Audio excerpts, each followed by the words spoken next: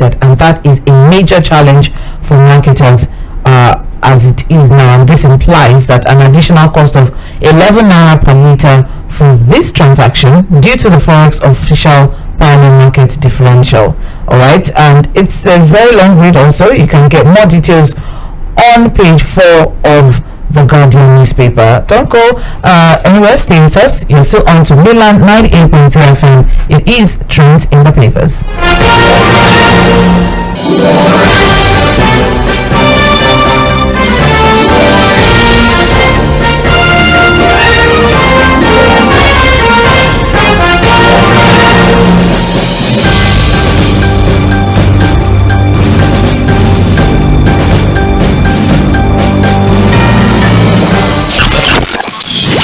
Paying attention to the hustle and bustle of Lagos.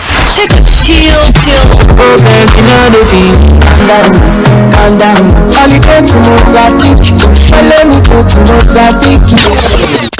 On the beach, we are the perfect guide to your destination.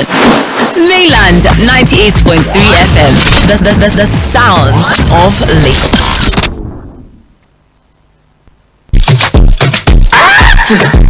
You're listening to the sound of Mainland FM 98.3.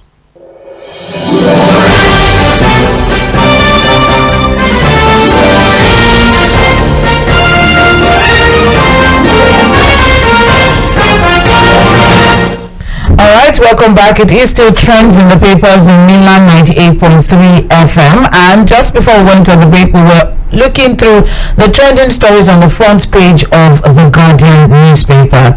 I have Fuad Sahid joining me via the phone line. Good morning, Fuad. Yeah, good morning, Sandra. How are you doing? Well, thank you very much. Okay, and also Okoyemi Akinde is in the studio. Good morning. Well, good morning, Sandra. So it feels good to hear Fuad's voice this morning. He's sounding foreign.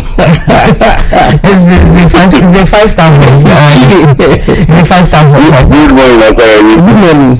Alright, so before we went on the break, I was discussing about the fact that marketers are accusing Massa and MP of dollarizing transactions. So remember that last November there was a communique that was reported in the media and signed by heads of the midstream downstream petroleum authority, that port charges should be collected in naira. However, although there are attempts to enforce the decision, but then it has not been implemented, and it is a major challenge. And remember that the price of dollar is practically driven by demand. So if there is no supply, then obviously the price will rise. So in this instance, every time a vessel needs to berth, we have to pay port charges in dollars, and this is a major issue now, and is also something that is also driving the scarcity of petrol as it is now. And there are complaints from the Depot and Petroleum Product Marketers Association of Nigeria. Alright, so more details of that on page 4 of the Guardian newspaper. Fuhad, just before I quickly move past that, what exactly is the issue, or why is it so difficult? Implementation seems to be an issue for us in this country. Like, when policies are being set out, or there's a law or there's an act that's out there, but putting it into work is usually the problem. Why is that such a problem in this country, especially with our agencies and commissions? Well, it's simple, very simple. Corruption. Nothing more. For everything that we set out to do, no matter how beautiful the plan is, maybe there's vested interest, and of course we run it on the tendency of corruption. You would always see that implementation falls flat. So it's nothing but corruption. We have all the regulatory agencies, we have all the models for everything to work well, but many people start to apply vested interest and then begin to manipulate the process. What you see is that very simple things become problematic this time, and so. Alright, so so basically what I'm just saying is that it's just basically corruption. And again, the entire supply chain of the petroleum industry is so problematic and it's so confusing. And if you try to understand the entire importation, storage, distribution and delivery even to the end user. If you try to understand the entire chain, you're going to mess up your brain. They clog this, they mess it up, it's so cumbersome. But sometimes, for some of us who are just journalists, we try to analyze the entire thing and you get completely confused. It's unfortunate, but that's what the situation is. All right, so corruption. Which shows how bad things have gotten 2 times. 1 or 2 reasons to probably follow someone to clear something and come into this country. You know how much you would have to pay to get there to milk the sales. But implementing the affecting petroleum marketers, pointing to the fact that to charter a vessel to convey 20,000 metric tons of petrol within Nigeria for 10 days, freight charges are denominated in dollars valued at about 220 million naira at official forex rate of 440, and 440 million for marketers who have to source forex from the primary market at 880. That is really it's quite unfortunate for as it is now. More details on page 4 of the Guardian newspaper. Moving on now, set 2023 agenda. So as a follow-up to the town hall meeting series that's been and development held the second in its series of such town hall for presidential candidates, and on the roll call now, the second series featured presidential candidates of African Action Congress, Omiyele Sowore, Social Democratic Party, Adewale Adebayo, All Progressive Crown Alliance, Professor Peter Nwadi, and Action Democratic Party, Yabagi Sani. There's a whole lot that was said. We have riders to that story. Sowore saying that it is to unite Nigeria and do justice to the people. Sani coming in with tackling insecurity and to govern by rule of law. Adebayo coming in with effective system. Half of those in government will be in jail, and saying that we're open to restructuring state police. That's Kokomsu at China's town hall meeting, and coalition of fact checkers monitor the town hall meeting to curb spread of falsehood. Fuhad Dokmen, did you follow the second edition of the town hall series? So going by the statements that these candidates have made now, do you have anything to say so we can quickly watch them? I followed the first one, the one that was held last week, Sunday, and then the conversation that was between Peter Obi, the candidate of the Labour Party, Kola Abiola, candidate of the PRP, of course representative of the presidential candidate of the PDP, that represented so, and all of them really brought up good things they want to do, but yesterday was not different. All of these things are really interesting to see. We've never had a poor or a low level conversation when it comes to build-ups to election. All of the politicians will come and give you beautiful stories they want to do, and once they get into office, we ask ourselves, are these really the monsters that we've chosen to make? And that's always been the problem. I think we need to agree at this point that a lot of things need to be done with the supposedly smaller political parties. Previous Sunday, it was Kola Abiola that really wowed me with his ideas, with his understanding on how the security architecture in this country can be brought together to function optimum. And yesterday it was Sowore also that came, even though with all of his dramas and all of that, he sounded like someone that understood what this country needs at this moment. All right, Fuhad, this whole idea of unifying the country, I don't know, do you think that is if that is so, then we're edging closer to a healthier country or a healthier democracy, unity, this unifying Nigeria? Because it seems to be like at the front burner of a lot of people, a lot of our candidates thoughts. I'm sorry to want to use this analogy. It's just like when you see a lady who you want to approach, and the only thing she wants to hear is that she wants to just settle down and marry. So as a guy, you just continue to throw that at the date. I'm sure all of these guys know that one of the challenges that we face at this time is the unity of the country. We are so divided along ethnic and religious lines like never before. And so it's easy for anybody to come up with an idea of how I'm going to unify Nigeria. Like I always say, to ask them how now, they run into trouble. The fact is, we can be united in our diversity. We can be a country where Muslims, Christians, pagans, all ethnic groups exist, function, develop at their own pace without anybody feeling feeling threatened about existing as a Nigerian. It's just a matter of doing the right thing. I'm sure one of our callers, if you remember, would always say that, look, we would not be talking about unity if there was equity, fairness, and justice. If we are able to do that, really, the discussion of unity would not be anything that we need to continue to talk about. Unity is not something that you give by talking about it. It's about doing the right thing, being fair to all, creating an equitable system, and then when there's justice, everybody feels safe. In Nigeria. So it is what it is, really. Alright, more details on page 6. That's the second one. So we should expect in third phase. There are 18 political parties, and so far 8 have been represented at the town hall meeting. Channels also started theirs with NNPP presidential candidate Kwankwaso being the first to feature on that one. Alright, more details of this on page 6 of the Guardian newspaper. Moving on now, we also have sponsoring fake news won't win elections, says APC Presidential Campaign Council. So yesterday we had this conversation, and Nuruddin said there's nothing like fake news. You can have fake information, but there's no such thing as fake news, and that actually caught my attention. But before we dig deep into whether there's fake news or not, this is as regards the stories that's been going around with as regards the presidential candidate. That story keeps hovering over his head, and they're saying that their candidate has consistently said he will make this campaign about issues that have to do or affect the lives of Nigerians, and how to prefer workable and enduring solutions that will improve quality and whatnot. But they're saying now that, or in a statement from the APC PCC, the opposition PDP and its subsidiary is that I don't know when Labour Party became a subsidiary of PDP. The presidential candidate of Labour Party was the running mate of the PDP in the last election. He just left the PDP. It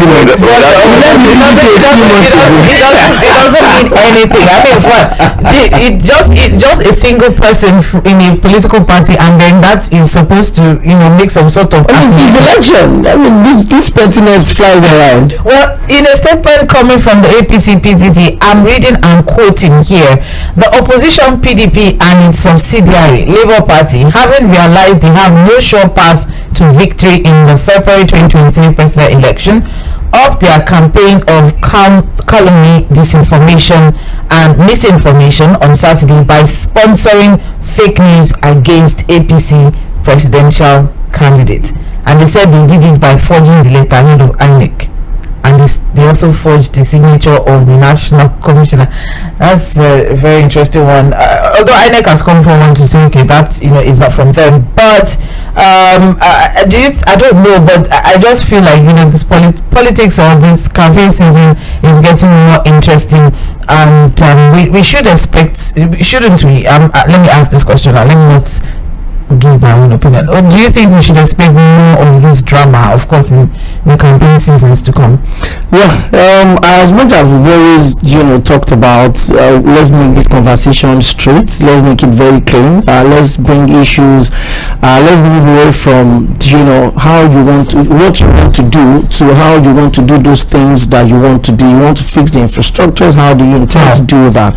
You want to fix education, how do you want to do that? You want to reconcile the fiber of this country, which we have to admit at this point that is being broken, badly broken. You want to fix security in this country. Sandra, yesterday night at about 8:55 on the long bridge at Berger here, I ran into traffic robbery, as in right to my face. These 5 guys came in from under the bridge with guns, with heavy load, and they broke. I mean, we needed to see what they did yesterday. And they were so comfortable. They were not, their faces were not even covered in the traffic. I mean, you look at the ease at which they pull off that. I mean, I almost want to call it haste, but then we saw it. So that's how bad everything has been in this country, and that's what I think we should be talking about. We should focus on all of this is the distraction. It's a needless distraction. Remember last week, callers were dragging you and I on this show. I didn't talk about this. We didn't pull it off. We are being selective in our judgment. And then somebody somewhere went and picked up the letterhead of INEC and brought in the letter signed by Mr. Okoye, and the letter went viral. And the media has picked it and used it for a program. Fuad, because now Opera said that Opera said that this is needless for us to talk about. But I don't know. Do you see this as a form of distraction, or it is something? You know, a caller said yesterday on Political Roundtable that if we have anybody that wants to lead this country and the person has any questionable, characteristics, we should look into it. But do you think that now it's just becoming a distraction in this season?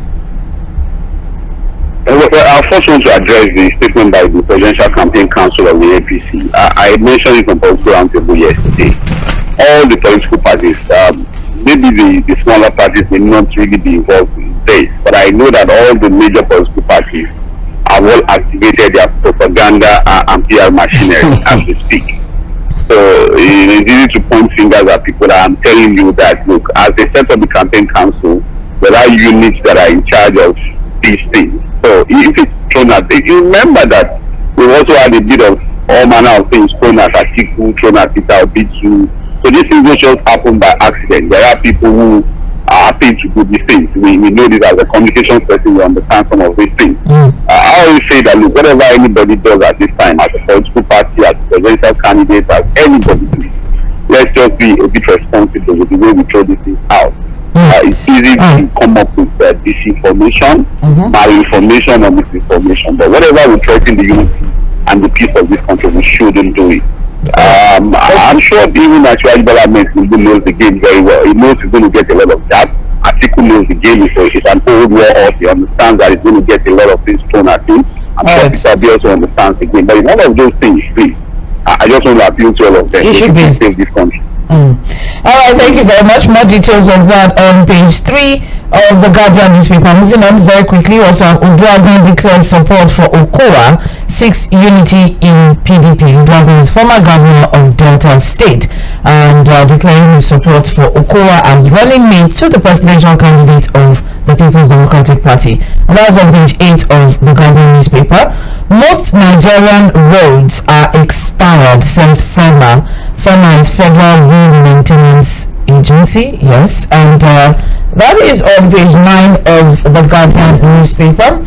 And what we have is that, worried by the condition of Nigeria's road network, FEMA has painted a gloomy picture of the roads and highways we have expired, with little or no capacity needed to utilize.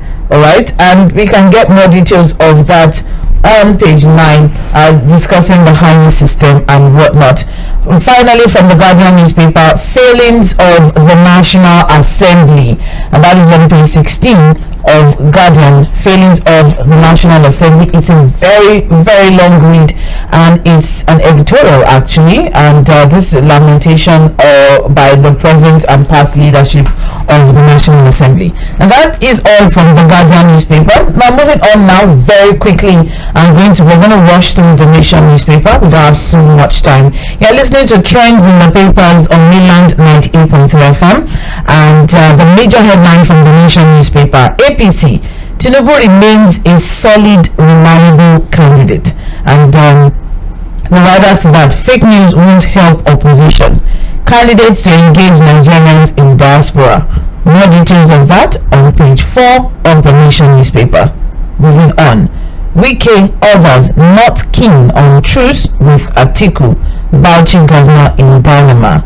And I don't know, but what we have is that the G5 governors are not keen on truce with Atiku Abubakar. Atiku, who last Thursday expressed optimism of reconciliation with the group of G5, was yet to open fresh talks with them.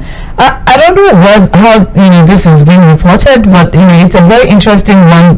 Just last week we had this conversation that the G5 said they are always open to negotiations, and why this report is telling us that they are not keen on a truce. Yes, Sandra. Yes. Can you hear me? Yes, I can now. Okay, now read that report. Now, when I bring out the source from that report now. The source. What is the source of that report here?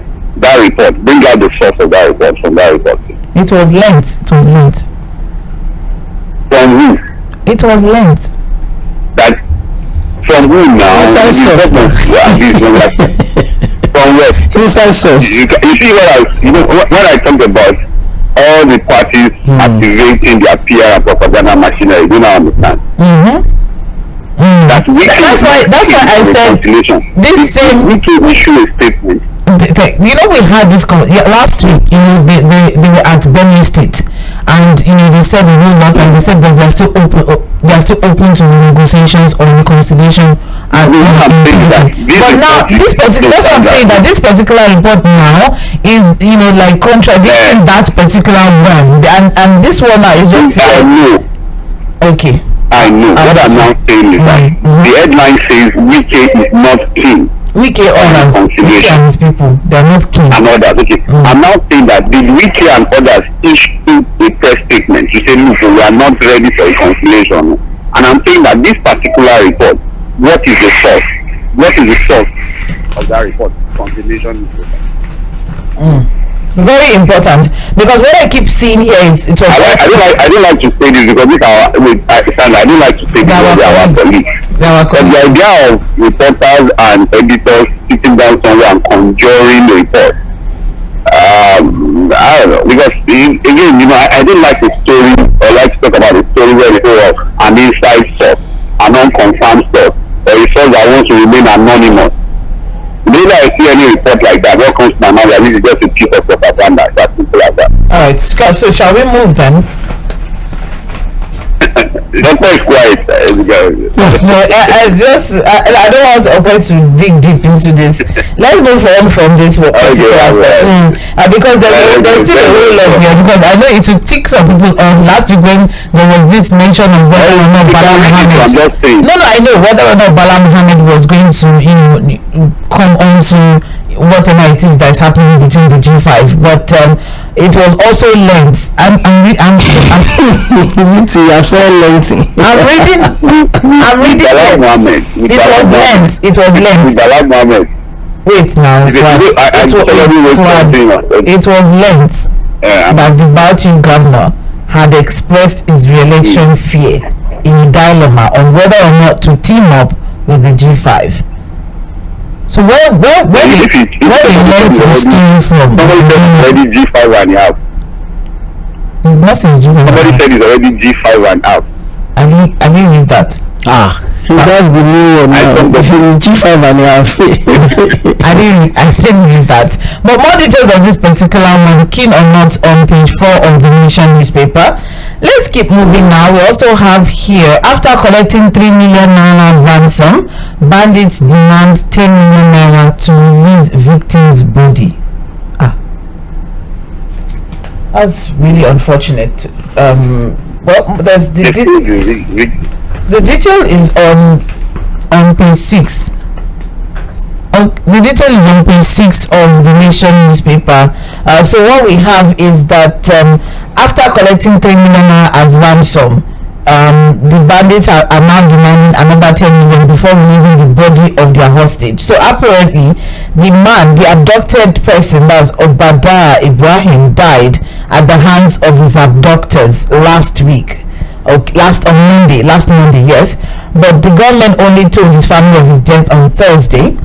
Earlier, they were actually demanding 200 million naira, and later they settled for 3 million naira. And what they said, after giving them the ransom, they said, okay, they told them that the money is for food stuff and that they should send another 15 million. They later went down to 5 million. It was just back and forth, and now the guy died. This is very, very unfortunate, actually. You know, after paying all of that money and then you still didn't get your family member alive, and now they're even saying that for you to collect his body so that you can give a proper burial, you have to pay. Why have they been keeping his body now? It's almost a week. Because they're not paid the ransom for the body. That's what I'm saying. Where have they been keeping the body? Do they have, mortuaries where they embalm the bodies now? I mean, remember, one of the victims of one of the rescued persons from the Kaduna Abuja train, when she came out to say that where they were kept, medical personnel usually come to take care of them, to administer drugs on them when they are sick, comes in to give them their toiletries. If they are on their cycle, they come in to supply stuff for them. So if you want to collect money to release the dead body of someone, where have you kept the dead body for over a week that the person had died? So it's either the dead body is no longer existing, or they just want more money, or whatever it is. And yes, you want to respect the family member. You want to so badly, at least they say that Yoruba also okuju, that exactly. At least you want to see the body, and then what's the probability that if you still pay this money, they would even release the body to you? It's really unfortunate. The fact that you have to go through the trauma of your family member and going back and forth, you are still paying money. You pay 3 million. They told you that one is for food. Except you are still in natural. That's how you spend that much money in captivity to be fed. And then you send in another 5 million, and they did not call it that. The 8 million you pay though is to wet ground. Now pay 10 million now to come and carry the dead. Like, these are the things that people go through in this country. So when we talk about people having mental issues, it is not just about the economy. I mean, you kidnapped probably the breadwinner of the family. They probably sold properties, collected loans, begged to get money, and even after paying the ransom, you are now calling me to come and pay to collect the dead body. Where are we in this country? What are we doing as a nation? What are we doing together here? Well, more details on page 6 of the Nation newspaper. It is a very, very unfortunate one. Moving on. We have here Lagos Chief of Staff loses wife, and that's on page 27 of the Nation newspaper. Democrats retain control of the U.S. Senate. That's on page 27 also. Now, above the masthead of the Nation, we have here Senate panel queries NETI over 960 million naira for 43 officials. And that is on page 5 of the Nation newspaper. Just a little background to have an idea of what exactly we are talking about here. The Public Accounts Committee, SPAC, of the Senate has queried the Nigeria Extractive Industries Transparency Initiative over the 960 million naira 2022 budget allocation it disbursed as personnel cost on the 43 persons on its staff list. 960 million naira for 43 people. What? Nigeria is not broke. What? How are you? Where you call my name? I see you are part of the personnel that will collect the 900 million. I was going to ask. I don't do. This one maybe that's where you are even chilling on self. I know. Why are you surprised? I don't know. I thought that by now, after several years of doing this job, nothing should surprise you again. No, I'm sorry. I don't know about this season. Personnel cost of NETI is 960 million. Overhead cost is 760, and then capital cost is 340. Everything. This is all in the budget, and they're saying that we have just 43 people on their staff list. Standard, we're going to this country where a particular research institute, to remember, the chairman was facing the Senate committee to probe what they've done in the last 33 years or so. And he said the only thing they've done after getting millions of naira from the government is research on Kilishi protest. Because in the same country like that, they told you, okay, this is your, what have you done for this number of years that you've set up to for 34 years. For 34 years, they said that the only thing they've been able to come up with is the research on how to process and preserve Kilishi. So if you're saying people are 44 staff members and this 43, why are you different from person?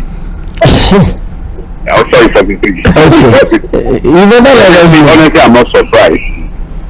Alright, like we've always said, it's almost like we should say now.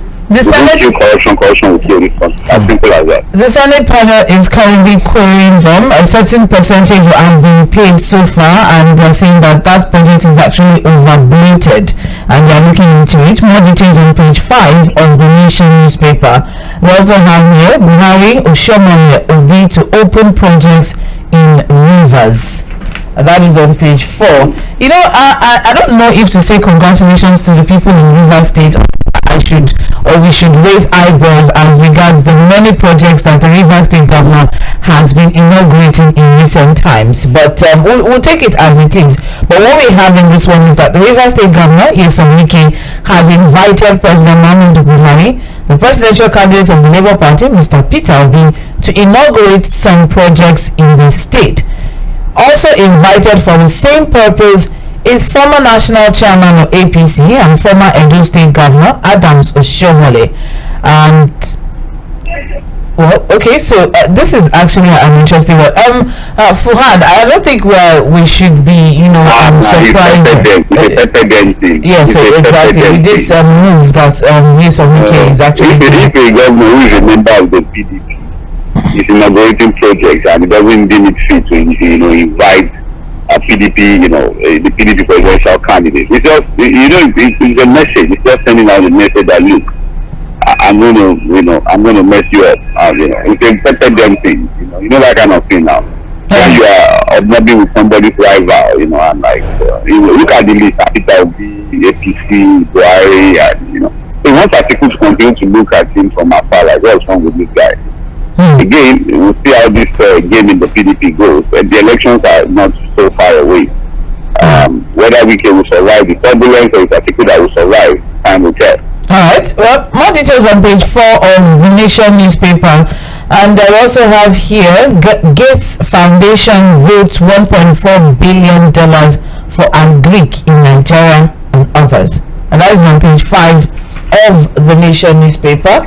And finally from the Nation, my surgery experience by Vice President Osinbajo. That is also on page 8 of the Nation newspaper. You're still on to trends in the papers on Mainland 98.3 FM. Fuhad Sahid is via the phone line and Okoyemi Akiode is here in the studio. My name is Louise Omobola Sandra. We're moving on now to the Punch newspaper. And the major headline on the Punch says, National Carrier. Domestic airlines asked court to terminate federal government Ethiopian deal. This was actually an interesting, headline when I saw it. And I was waiting for this particular one. Yes, that's why I okay. All right. So what we have is that Air Peace, Asman Airlines seek withdrawal of Nigerian air license. AGF Malami, Ethiopian Airlines, Sirika, Nigerian Air listed as defendants. So what we have, looking at the background of this, let's not forget that Ethiopian Air is supposed to be, I don't know how to put this, please correct me if I'm wrong. Ethiopian Airlines is the national carrier of Nigerian Air. No, they are partners. It's a partner. It's not. That's 40. It's done. It's 46% to 41%. It can be done anywhere in the world, or it's being done anywhere in the world. We're talking about the national carrier. Sandra, give background. Do you know we don't have 100% rights to our printing? The Nigeria Printing and Minting Press was privatized under former President Olusegun Obasanjo. Let me give the background story to this. So what we have is that the National Carrier project may be stopped by the court as domestic airlines have taken the federal government and its foreign technical partner and majority shareholders to court. So about 8 local airlines took the government to court, listing Nigerian Air, Ethiopian Airlines, Minister of Aviation Hadi Sirika, Attorney General of the Federation Malami. I don't know why Malami is always his name always comes up in he's a supervisor.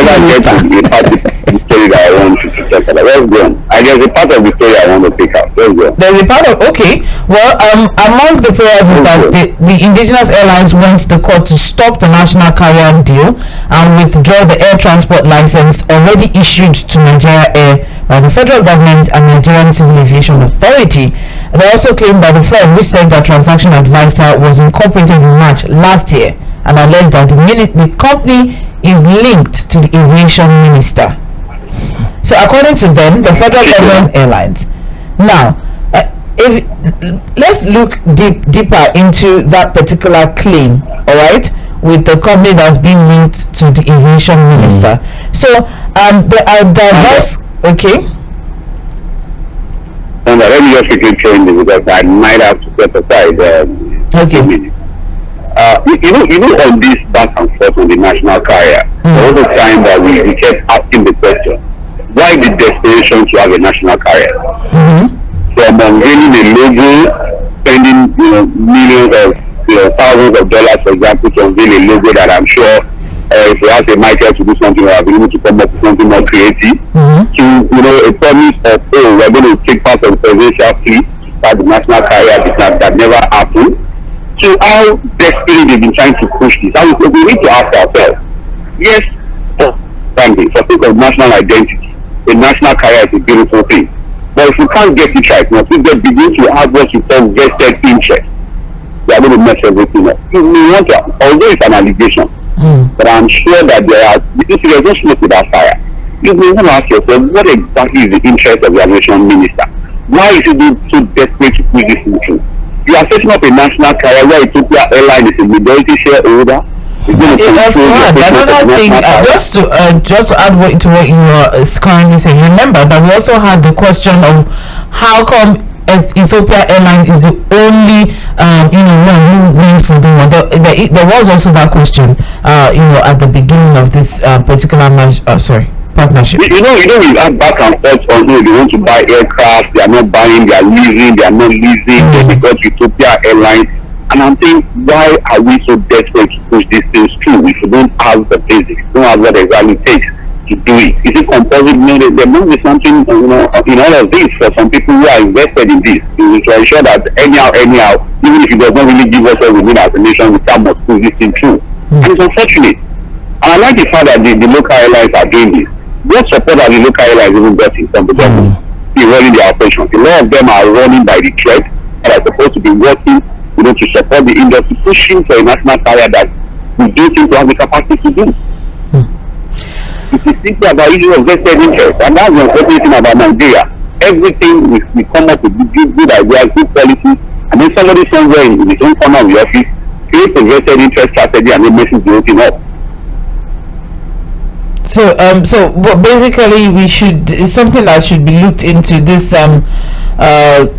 company. Even the cost of designing the logo of the national carrier, they had to contract it out to have that design made somewhere that someone can sit down somewhere in the comfort of their homes, and one little boy in the heart of the Ikeja can do that within 2-3 hours and give us something beautiful. And we complicate things, simple things in this country, we just make a mess of everything, and it only tells the quality of leadership that we have in this country. Because I won't be surprised. I'm not saying it's legit. I'm not saying it's it's clear enough project. We've seen where big government functionaries have been linked to bids, and I won't be surprised if the allegation is true. But then, just like Fuad said, the local operators in this country are going through a lot. I mean, gone are those days where flying was just a basic thing. Now it's a luxury. To fly from Lagos to Abuja is about 93,000 naira, 84,000 naira, and then to go by road is not even safe. And then you pay maybe 4 times, and you still pay to come and pay to carry the dead body. Alright, well, as it is now, domestic airlines have asked the courts to look into the federal government Ethiopian again, and the indigenous airlines want the court to stop the national carrier deal and withdraw the license that's already been issued. They are claiming that the firm that served as transaction advisor for the transaction was incorporated in March 2021. That was just last year, and alleged that the company was without any experience in that. Without any experience in that company. Aside from the fact that it's a newly established company, it's also linked to the aviation minister. Okay, that's one, and they're also allegedly, yes, of course, and they're also alleging that that ATL issued to Nigeria Air did not pass through the normal security clearance, because according to them, the travel market to Ethiopian Airlines. So there's so many things that they're going to, they're looking at, and the registered trustees of the airline operators include Azman Air, Air Peace, Max Air, Topaz Aviation, and United Nigerian Airlines, filing a lawsuit against the move on Friday. That's the major headline coming from the Punch newspaper story on page 2. Debate: presidential candidates lambast federal government for corruption insecurity. That's on page 12 of the Punch newspaper.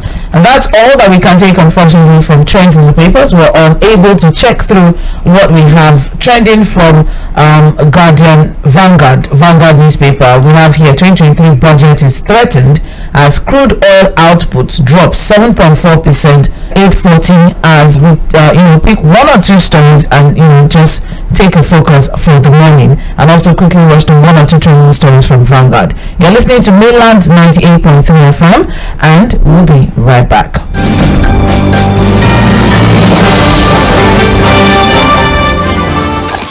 Stop paying attention to the hustle and bustle